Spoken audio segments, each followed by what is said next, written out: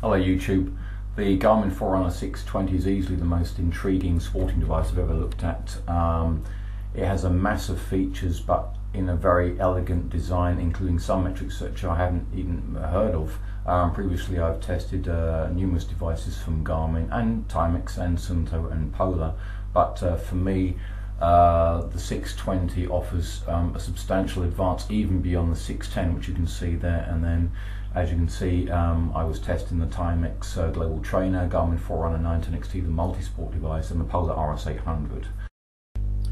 In this admittedly quite lengthy review, I'm going to be giving substantial coverage to the amazing feature set on this device, including alerts, the virtual partner, the recovery check, which gives information, not just labelling there of what you've done, ground contact time and vertical oscillation as the so-called running dynamics, and finally real-time measurement of training effect, which is a measure of the actual work you've done during a workout. One standout feature well worth mentioning at this point is live tracking, which enables GPS and running data to be sent from the watch via Bluetooth Smart to a compatible device and then relayed live to a Facebook, Twitter or email account. As a disclaimer, I need to state that I got the 620 at a discount from Garmin UK, but I have no connection with them whatsoever. Right, what pleased me is that at Runways in Dublin I was one of the first handful of people to get the watch, and thanks to Runways there. And let's now take a look at the delivery. Here's my one, and I really like the look of it. There's a whole load of bump in the box there. In conjunction, I'm looking at the RS800 here, which is a formidable device, but as I said before in the forthcoming video, this is not just about the GPS, it's about the fitness features, and the RS800 at the moment excels with that in the marketplace. I mean, what do we have to look forward to here with the 620? The media material alone seem to bear this out, because they're talking about VO2 Max and recovery data, and with that in mind, that is what made me even buy the unit up front. So I hope that this all is borne out by the watch, of course. It might sound strange, but I actually did two unboxings to test whether my own 620 would behave differently from the factory fresh one in terms of how they reacted on first opening up the device.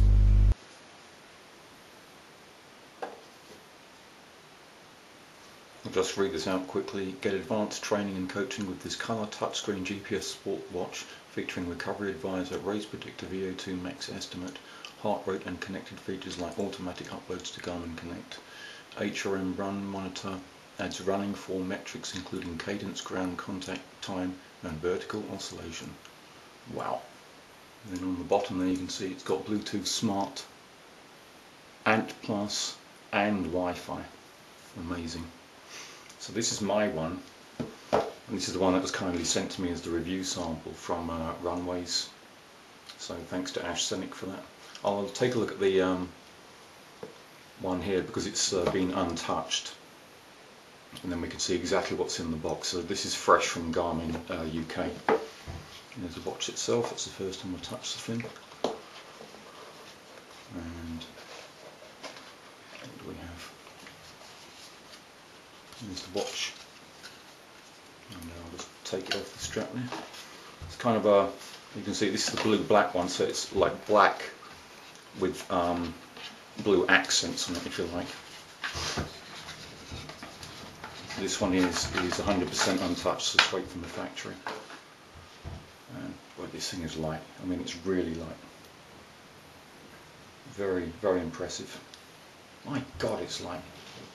It's still got the plastic screen protector on it, so I'll just put that aside. Next is the power cord.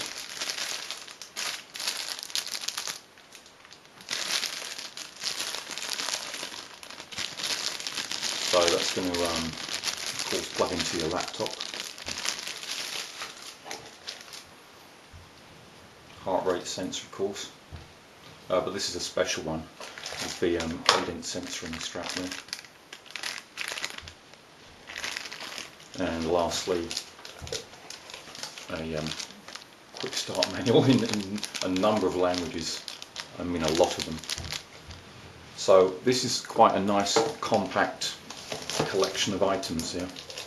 Now let's turn the thing on, and then I'll be returning to testing my own actual white orange 620. And that's the display. They're marked, and that is obviously on off. Is that for time? Looks like a clock face. This is something like what, lap, and then run. So let's give this a quick go. There we go. Looks good.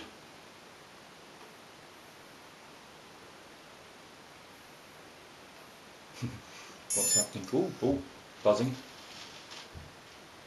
Wow. Very nice indeed.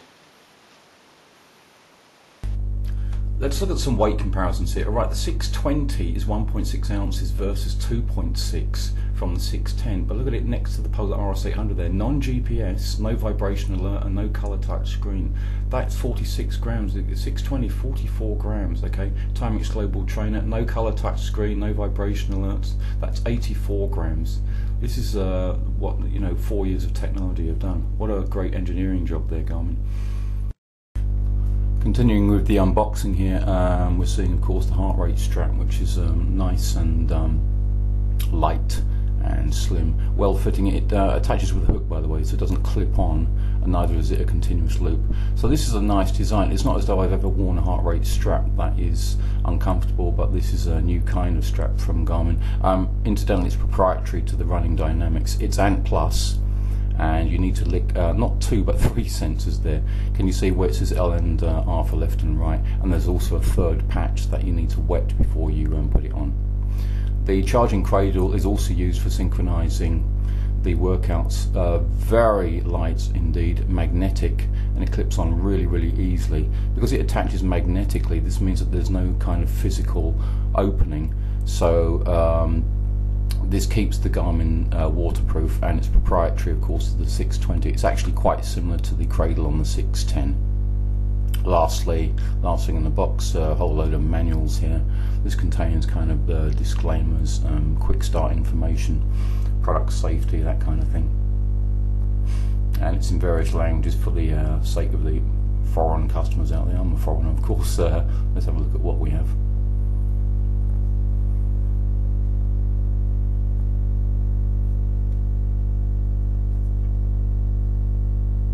So obviously this is for the European market. I suppose it's a way for Garmin to save money by not including a 3-pin plug, because then that's for the UK and Ireland market, of course. Being USB, it's kind of universal, isn't it? I mean, I have my laptop, and they're obviously going to assume that people like me are going to be plugging the thing in straight away. As you would expect. This is very much, incidentally, a computerized device. If you don't have a laptop or a desktop, I can't really fully recommend it. Before looking at the 620 quick start manual further, which is very easy to read in any case, let's look at what was included with the 610 in terms of like the charger.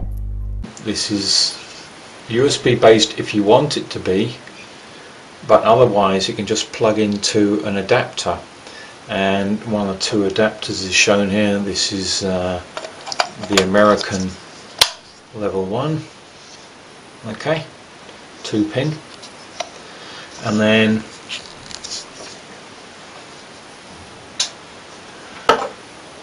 here's where Garmin scores very highly with me.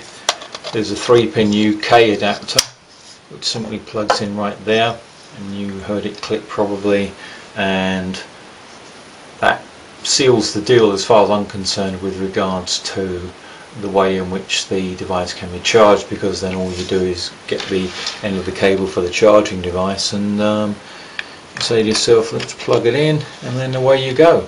Alright, so that will plug into the mains and not necessarily a computer.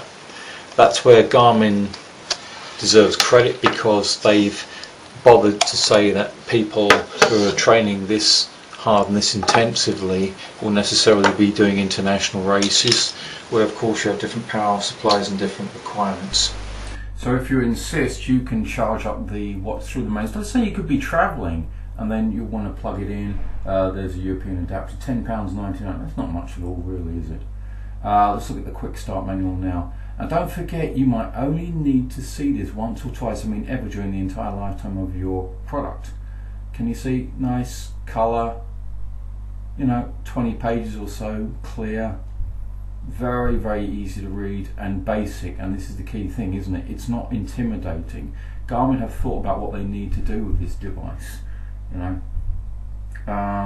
But you will learn by doing. You will learn by doing much with the iPhone. Incidentally, this is a very kind of iPhone-like experience.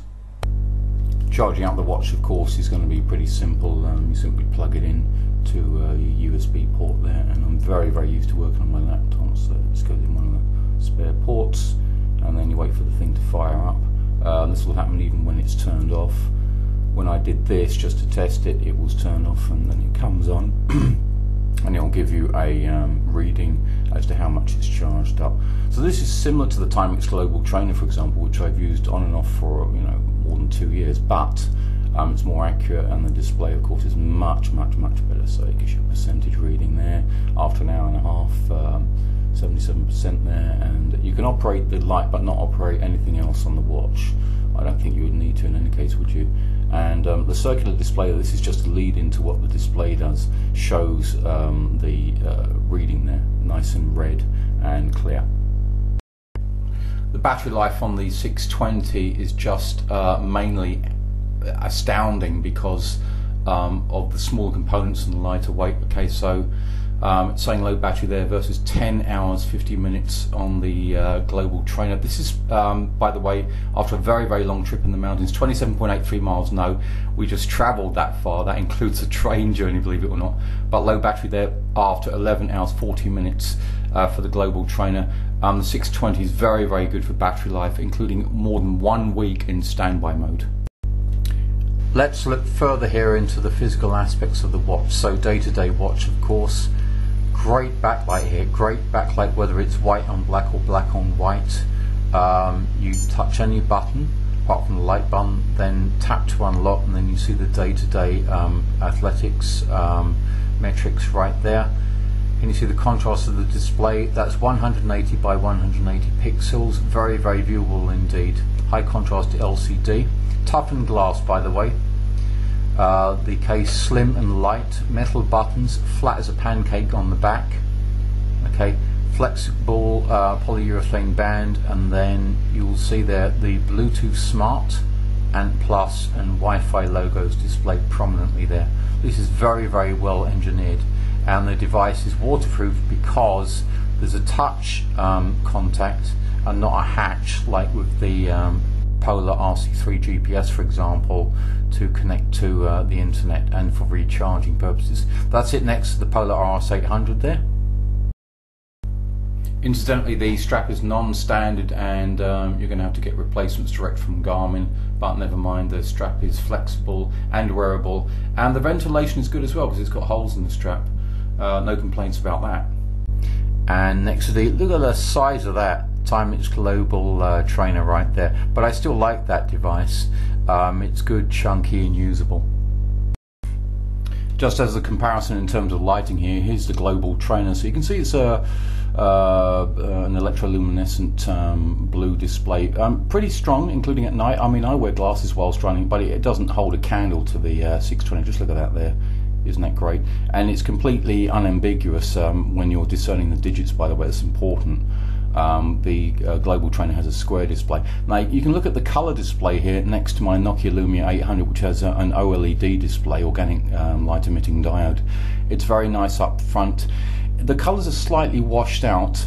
I still think it's good. That's outdoor as well as indoor, right? I'm trying to provide a comparison here. And then outdoors as well, it does work well. The reflective display works best outdoors.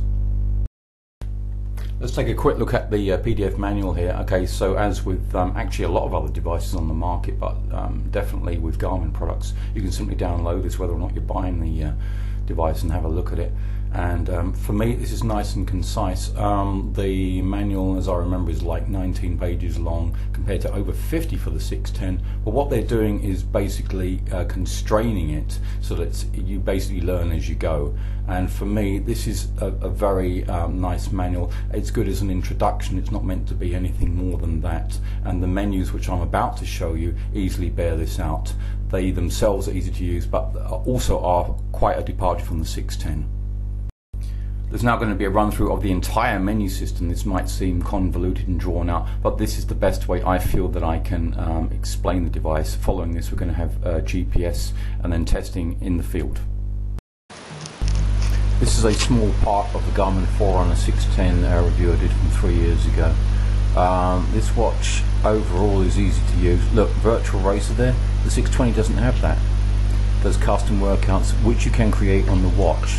Again, these features are missing from the 620, and this is annoying, you know. The 620 is supposed to be an enhancement of the 610, but would people be able to cope with a convoluted interface? People like me definitely can. And you see what you do there, you look up your workouts and then you can customize them as you feel you need to, and then you just go by a menu basis. What I like about what Garmin has done with the menu system is that they've separated fundamentally the two ways in which you use the watch. So viewing the workouts, as you can see there, I'm pointing at the trophy, and this is about your workouts, you know, what you've done, what you're planning to do, and then here is just where you set everything. History, records, settings. You've got to get used to the finger operation, by the way. VO2 Max, which you can choose to display, and then the recovery advisor, which you can choose to display as well. And this is all going to be shown when I'm doing the test workouts in the field. There's just very little to complain about in terms of the screen color, you know, high resolution touch screen, of course. I'm even using a stylus here from an old smartphone to go up and down with the display. Now this is even a coffee stirrer, but I do not recommend this. In fact, they say in the manual don't use any instruments. This is just to test, like I said, how sensitive the screen is, but it's a great technical achievement all the same. Within settings, we've got activity settings. So let's look now at the alerts. Like the alerts for your workouts, that is. Heart rate, run, walk, another one of my favourite ones. Pace, time, distance, cadence. The watch has a built-in accelerometer. I just didn't believe this before. It's so damn light, this thing. And calories. Auto-lapping. All my favourite metrics here.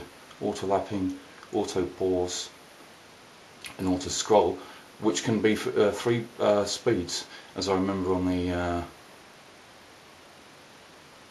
yeah, this is really good, this stuff, on the 910 XT. The timeout period on the watch is already extremely good in any case. It can be 5 minutes or 25 minutes, depending on what you feel like. But for me, it's 5 minutes. Here's what you get when it's notifying you. Can you see that the buzzing is so strong physically and aesthetically that it's actually moving when it's buzzing? So counting down 3, 2, 1, of course, and then it defaults to the time display. For the data screens, you've got 4 of them, and by default, okay, this one is always going to be on. And can you see incidentally that you don't need to go into the submenu just to see whether things on or off? Again, it's really good design aspect there. Screen 2, screen 3, and screen 4. What you've just seen there is very similar actually in terms of the feature set to what is available on the Garmin Forerunner 610. So you have the virtual partner there, but what you have in addition on the 610 is the virtual racer. Now, try as I might, I wasn't able to get Garmin to give me a firm yes or no as to whether that was ever going to be implemented on the 620, which is sad. The running dynamics, however, are definite and a unique improvement on what is available on the 610 and even on the 910 XT. Let's now look at how you actually set the data screens. This is mainly a joy because it's so easy, it's so direct. Right, you simply turn the screens on or off as I'm doing now. You have to set them on or off. Yeah, you can't just like set them like ultra field and then expect it to be on as a result. Now you've got to set it on or off, right? And it's very easy to do. So 4 fields per page maximum. I'm doing 3 there, and there you see 3, right? top, middle and bottom, and I then choose with the top field, as you can see there, what I'm going to be doing. And there are not, as of right now, like early summer 2014, 41 available, right? All kinds of fields to choose from. And other would be, as you can see here, calories, elevation, heading, laps, and even sunrise and sunset data based, so I've been told, on the GPS availability, right? So in this case I'm not actually setting anything, but I am showing how it's done. The sensor menu under activities mainly refers to the heart rate belt, which only needs to be paired once.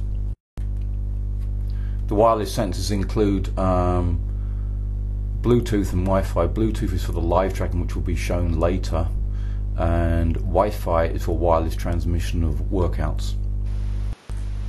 Here's the alarm. There's just one of them. There's no hourly chime, by the way, and no dual time, but it's nice and loud, easy to set, and then of course you just simply tap the screen to get rid of it. Looking further in the system settings here, which is this kind of stuff that you kind of keep and then don't really alter much at all. So they've done the design aspect a service there by only kind of having it at the bottom of the menu. Anyway, here are the languages that you can have. There are many more of these, incidentally, than there are for the quick start manuals, and I don't know why. But it all seems to be well presented. Can you see how easy it is to scroll? You get very used to this stuff. There's my language. Looking down. Right, here's a clock display. There's black and white, which I don't really like. Now there's white on black, which I do like, and there's a blue accent to the 11 there. Can you see that? Can you notice that? I didn't think I'd like white on black. I found out that I do. The backlight can be programmed for like 8 seconds, 15, 30 seconds, 1 minute, or permanently, and it can also be made to react to keys and alerts. The combination of a key alert and a vibration is perfect for me, and you'll see this being borne out in workouts, including in the city centre. What I also like is that the units can be set for each metric. So for example, you could be going for a 10-mile run or doing track sessions. But it's right, the theme colour here, can you see, this is why I got my hands up, it's not distinct, it's not spectacular. It's simply good enough to distinguish, right? But you do get used to this. I think the stills shown earlier will bear this out. Pink and purple, I can barely tell them apart. But again, to set it, simply touch it. That's all you have to do. This is what I love about setting this watch. You don't have to press buttons all the time. It's all right there on the face of the watch. Coming towards the end of the menu, you may say, thank God, data recording. Well, that's smart, meaning that it maximizes the memory. And restore defaults. Incidentally, a large amount of the software changes that you will make will be through Garmin Connect, but the great thing about Garmin Connect is that it tells you what's available. There's a software update, you just download it via the cable. This is very much a computerized kind of device, and the Garmin Connect button there can be used to upload workouts, or you can simply use, like that's at the USB cable. You can sync very easily via Garmin Express Fit as featured there, and that goes straight to Garmin Connect. There's version 2.7, but 2.8 is featured in part 4. That's all for now. Thanks for watching. In part 2, we're going to see how the data actually time behind, cadence 1/5 distance, dynamics, the alerts, saving the workout and seeing just how it shows you stuff, new records, for example, VO2 Max, race predictions, recovery check, and other recovery metrics shown live during the run, and lastly how we connect Garmin Express and connect itself to show workouts in real time played there.